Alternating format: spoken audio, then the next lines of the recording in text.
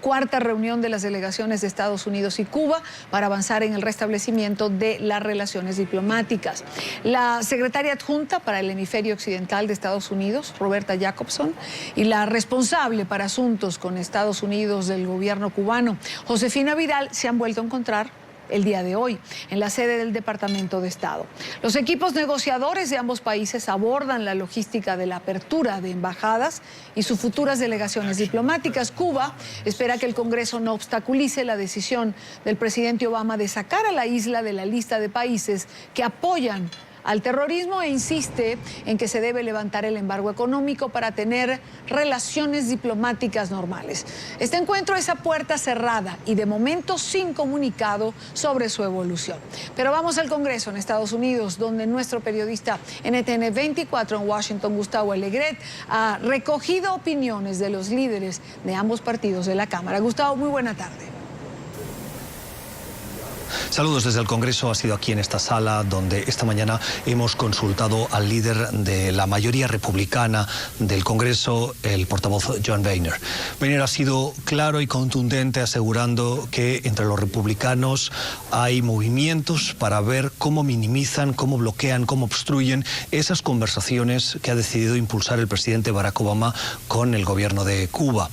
Hay dos puntos que forman parte de la agenda de los congresistas republicanos. Uno, miran con lupa la decisión de sacar a Cuba de la lista de países que sponsorizan al terrorismo, una decisión que puede ser bloqueada por el Congreso antes del 29 de mayo, y la otra, el fin del embargo, que únicamente depende del Congreso, una decisión que solo puede tomar este Congreso, que hoy es de mayoría republicana.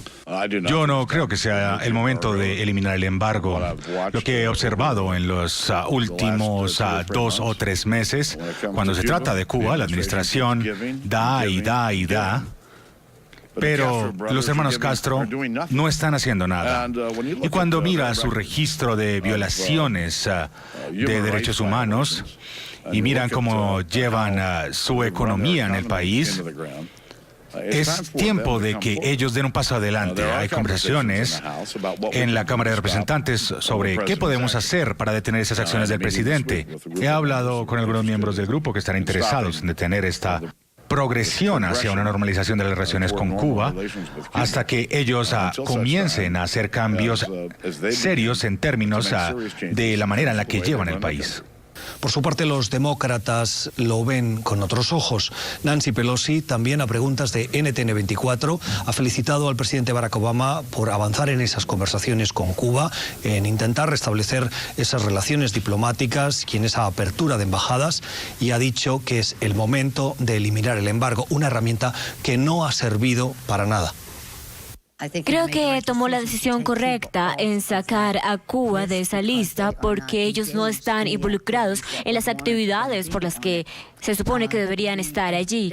Y la fecha límite de acción en el Congreso para cambiar la decisión presidencial y en el anuncio es mayo 29. Y yo, que no veo todo, pero por lo menos ahora no veo nada que podría complicar para el 29 de mayo cambiar la decisión con respecto a esto.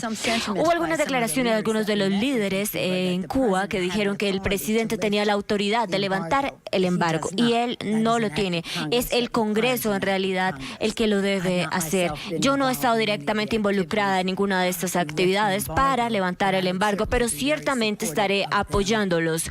Pero es realmente algo que no es inútil. Ciertamente es hora de que se vaya el embargo. Pelosi también se ha referido a Guantánamo y ha dicho que más que formar parte de las conversaciones entre los gobiernos de Cuba y Estados Unidos, lo que se debería hacer es cerrar la prisión.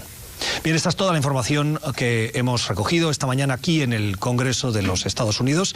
Devolvemos nuestra conexión a nuestro Centro Internacional de Noticias. Sigan ustedes informados aquí en la tarde de NTN 24. Gracias a Gustavo Alegret. También Diana Castañeda ha recogido la opinión de varios empresarios y congresistas que han apoyado la reapertura de embajadas con el propósito de avanzar hacia el desbloqueo de la isla y aumentar el comercio bilateral. Diana Castañeda tiene la información. Diana. Hola, muy buenas tardes. Los saludo desde el Centro de Prensa del Departamento de Estado. Efectivamente, uno de los requisitos que ha solicitado el gobierno de Cuba como parte de esta cuarta ronda de conversaciones entre las dos naciones para poder avanzar hacia el restablecimiento completo de las relaciones diplomáticas es levantar el embargo comercial que mantiene la isla desde 1960 y que se estableció debido a la expropiación que realizaba el gobierno cubano a ciudadanos estadounidenses allí en la isla. Después, este embargo se recrudeció en 1962 para poder tener restricciones aún más fuertes. Algunos legisladores han considerado que el abrir las embajadas de nuevo es un requisito fundamental para poder avanzar en este paso.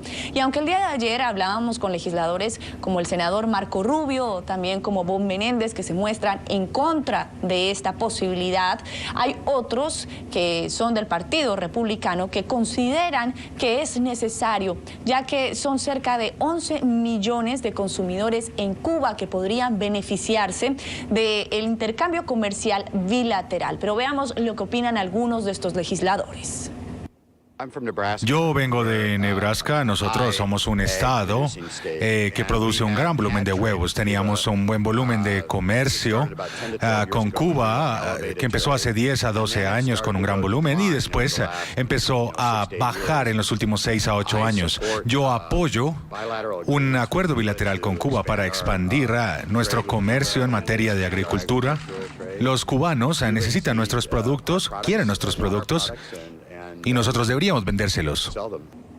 Bien, el gobierno de los Estados Unidos ha dicho que llega en un buen momento a esta mesa de negociación como parte de la cuarta ronda de conversaciones, ya que se ha avanzado en otro requisito que solicitó Cuba, quitarlo de la lista de países que auspician a organizaciones terroristas, un paso en el que ya avanzó el presidente Obama. La Casa Blanca, que está en un periodo de revisión de 45 días y que finaliza el próximo 29 de mayo. Un plazo que también ha dicho Raúl Castro es crucial para poder establecer las nuevas embajadas. Pero aparte de esto, otros legisladores consideran que se puede avanzar en este desbloqueo comercial que tiene que ser aprobado por el Congreso, pero si hay respeto a los derechos humanos y muestras de prácticas democráticas por parte del gobierno de Cuba. Veamos lo que opina esta legisladora republicana por Missouri. Creo que ciertamente provee alguna oportunidad para la agricultura estadounidense, pero debemos asegurarnos que es bueno, sobre todo para la gente de Cuba, y que va a ayudar a deshacer algunos de los abusos de los derechos humanos que han ocurrido allí. Así que todavía estoy evaluando todos los pros y los contras.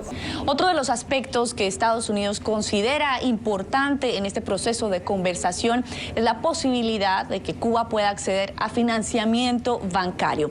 Y es que desde el año 2000 se realizó una pequeña reforma a este embargo que permite el intercambio comercial en una pequeña medida, por ejemplo, comercializar artículos como alimentos o medicinas, pero esto se tiene que hacer en efectivo y se tiene que recurrir a terceros países para poder realizar las transacciones. Si Cuba puede tener acceso a este financiamiento bancario, se podría avanzar mucho más en el comercio. Así que este es otro de los puntos fundamentales que se está discutiendo en este momento. Finalmente, les comento que para poder avanzar en este embargo, el presidente Obama no puede actuar solo. Se puede levantar esta restricción solo si el Pleno del Congreso de los Estados Unidos llega a aprobarlo. Esta es toda la información que por el momento se genera desde el Centro de Prensa del Departamento de Estado en Washington. Regreso a nuestro Centro Internacional de Noticias con más aquí en la tarde. Gracias a Diana Castañeda. Y a esta hora se encuentra con nosotros desde Miami Pedro Roy. Él es profesor de la Universidad de Miami, investigador asociado senior en el Instituto de Estudios Cubanos y Cubanoamericanos. Señor Roy, bienvenido, gracias por acompañarnos. Tenemos un amplio temario. Yo realmente comenzaría preguntando, ¿cree usted que es factible que se vaya a producir el levantamiento de Cuba de la lista de países que patrocinan el terrorismo o apoyan el terrorismo y que se pueda levantar el embargo? Bienvenido. Gracias, Idania, y gracias a su estación TNT 24 por esta oportunidad. de poder conversar con sus televidentes y radioescuchas. Mira, la primera, la respuesta está, en realidad son dos preguntas. La decisión se tomó por parte de la administración del presidente Obama en diciembre y él dio instrucciones a el Departamento de Estado de que estudiara la salida de Cuba de la lista de países terroristas. Esa es una prerrogativa del presidente. Él tiene la autoridad y el Departamento de Estado es el instrumento para ejecutarla. Esa es una decisión de la Casa Blanca. El proceso de informar al Congreso es sencillamente algo que tiene que ver con un procedimiento institucional. Pero la decisión está tomada y el Senado no puede evitarlo. De manera que Cuba saldrá de la lista de países terroristas en la fecha indicada ahora, el 29 de mayo. Eso es un hecho que comenzó en diciembre por instrucciones de la Casa Blanca. En relación al embargo, es completamente diferente.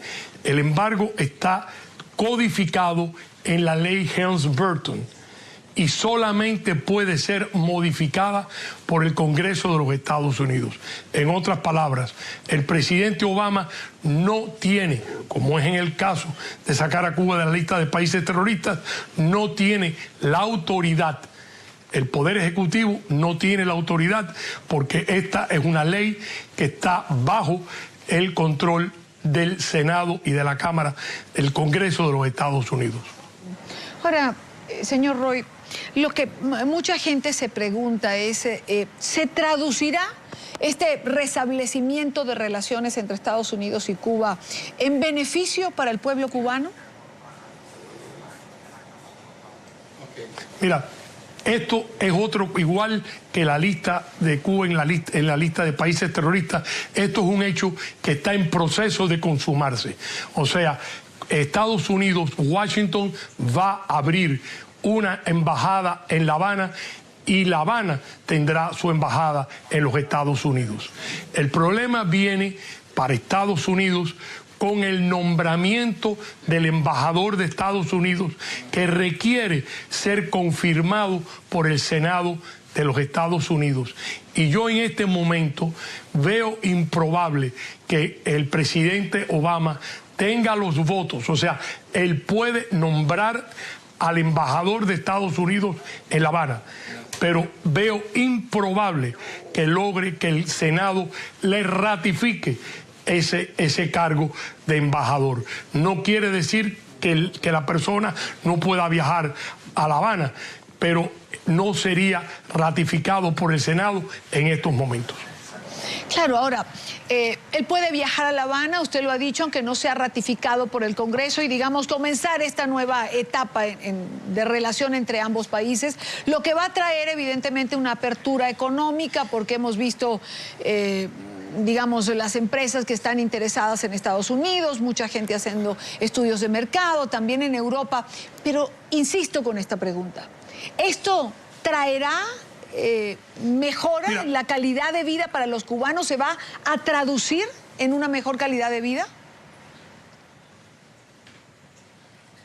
Mira, la respuesta es la economía cubana y los medios importantes de la economía cubana están controladas por las Fuerzas Armadas de Cuba. Más del 70% de la economía, por ejemplo, la industria turística, la industria minera, esas industrias están controladas por los militares.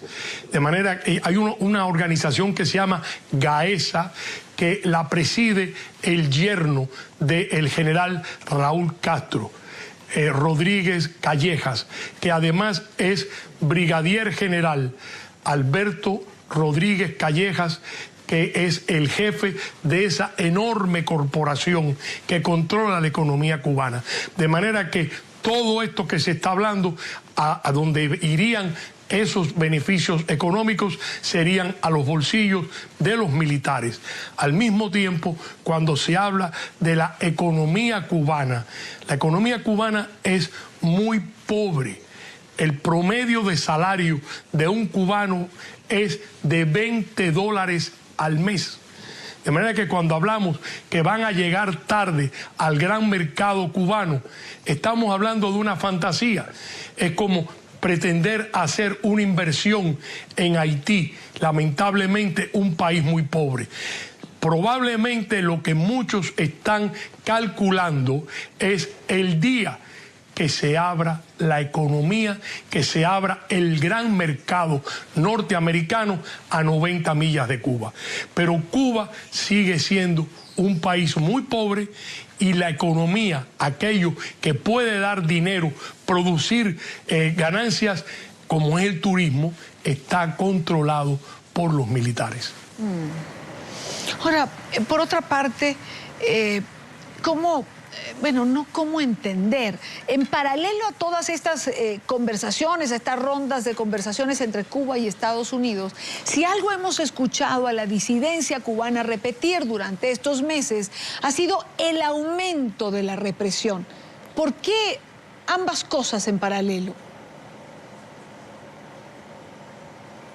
Precisamente en la medida que en Cuba se han creado expectativas de cambios, el gobierno siente esa presión en las calles. El cubano, y sobre todo el cubano más joven, que solamente ha conocido después del desplome de la Unión Soviética y de la pérdida del subsidio soviético y ahora la caída del subsidio venezolano, la juventud cubana está en un movimiento que pudiéramos llamar una apertura de rebeldía.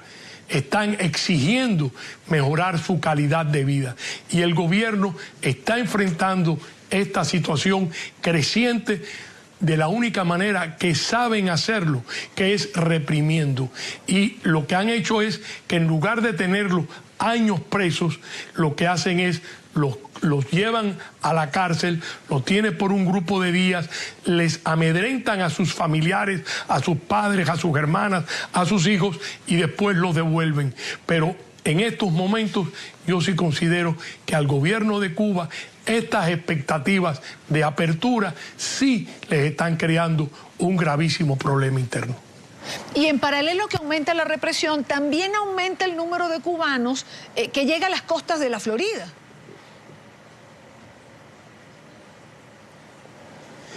Estamos hablando de la inmigración de aquellos que escapan de la isla y eso es una realidad que ya tiene muchos años y sobre todo ante la posibilidad que se modifique la ley de ajuste cubano que le da un estatus preferencial al cubano que llegue a Estados Unidos, pues eso ha incrementado precisamente la inmigración de cubanos que tratan de llegar a Estados Unidos ante la posibilidad de que se modifique la ley de ajuste cubano. Señor Royo, una última pregunta. ¿Cómo visualiza usted entonces, a propósito de todo esto que está ocurriendo, el futuro a mediano plazo en Cuba? Mira, yo creo que hay cosas irreversibles. El Cuba saldrá de la lista de países terroristas, pero el embargo se va a mantener en pie. Y quiero aclarar otra cosa, el turismo norteamericano está también codificado en la ley Helms-Burton y el turista norteamericano en estos momentos no está autorizado a viajar a Cuba. Hay 12 categorías que los que quieran viajar a Cuba desde Estados Unidos tienen que aplicar a través de una de estas categorías que pueden ser artistas, deportistas, religiosos, estudiantes, etcétera. Pero son 12 categorías. Lo que ha modificado, se ha cambiado, es el proceso del permiso. Antes este permiso podía demorar 3 o 4 meses.